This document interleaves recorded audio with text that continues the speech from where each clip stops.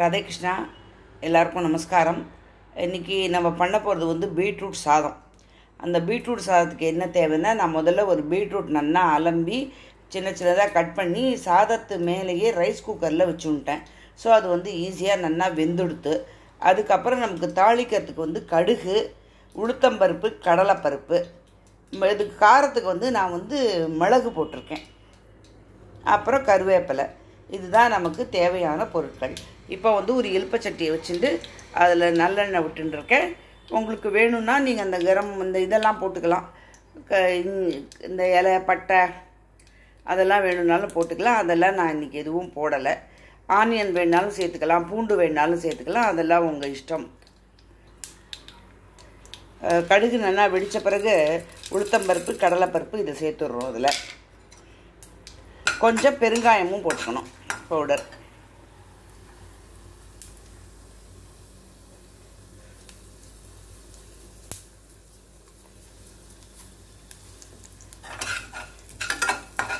நாளையிலேருந்து மாலையபட்சம் ஆரம்பிக்கிறது. ஸோ வந்து நாட்டு காய்கறிகள் தான் எல்லோரும் பண்ணுவா.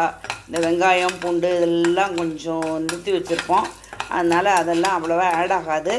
அது இல்லாமல் என்னென்ன பண்ணணும், எப்படி பண்ணணும் அப்படிங்கிறத நான் வந்து முடிஞ்ச வரைக்கும் போடுறேன், பாருங்கோ. இப்போ வந்து இது நல்லா வறுபட்ட உடனே அந்த பீட்ரூட் நறுக்கி வேக வச்சுருக்கோம் இல்லையா, அதை வந்து இதில் சேர்த்துருங்கோ.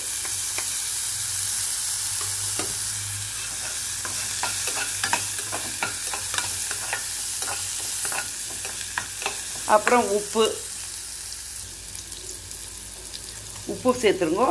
அதுக்கப்புறம் வந்து இந்த மிளகு பொடி, கருவேப்பிலை இதெல்லாம் சேர்த்து இது கொஞ்சம் நல்லா ஃப்ரை ஆன உடனே சாதத்தை போட்டு கலக்கணும். அவ்வளோதான். இது வந்து நல்லா வதங்கிடுத்தோ.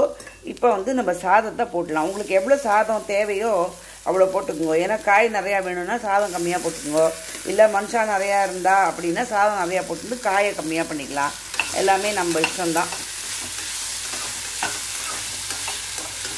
அவ்வளோதான், நம்மளோட சுவையான பீட்ரூட் சாதம் ரெடி ஆகிடுது. காய் சாப்பிட்லங்கிற குழந்தைகளுக்கு இதை பண்ணி கொடுக்கலாம். இதுலேயே நீங்கள் வந்து கேரட் சேர்த்துக்கலாம். உங்களுக்கு என்னென்ன வெஜிடபிள் வேணுமோ அதெல்லாம் சேர்த்து இது பண்ணிக்கலாம். கரம் மசாலா போட்டு பண்ணுறது அது வேறு விதம். இது வந்து மிளகு போட்டு பண்ணியிருக்கேன். இதை ட்ரை பண்ணி பாருங்கோ, இது நல்லாயிருக்கும். தேங்க்ஸ் ஃபார் வாட்சிங். நம்மளோட சுவையான பீட்ரூட் சாதம் ரெடி. தேங்க்ஸ் ஃபார் வாட்சிங் மை சேனல். உங்களுக்கு பிடிச்சிருந்தா என்னோடய குக்கிங் வந்து எனக்கு கொஞ்சம் சப்ஸ்கிரைப் பண்ணிவிட்டு லைக், ஷேர், கமெண்ட். தேங்க்யூ.